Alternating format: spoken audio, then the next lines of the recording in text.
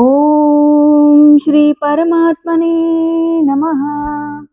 శ్రీమద్భగవద్గీత భగవద్గీత 8వ అధ్యాయము అక్షర బ్రహ్మయోగము 26వ శ్లోకం.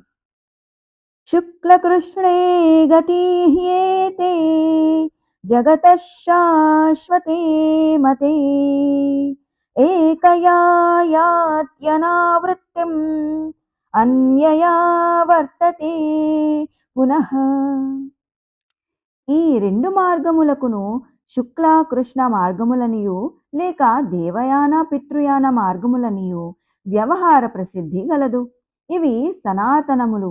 దేవయాన మార్గమున వెళ్ళువారు పరమగతిని పొంది తిరిగి రారు. పితృయాన మార్గమున వెళ్ళువారు తిరిగి వచ్చి జనన మరణ చక్రంలో పడుదురు. జయ శ్రీకృష్ణ.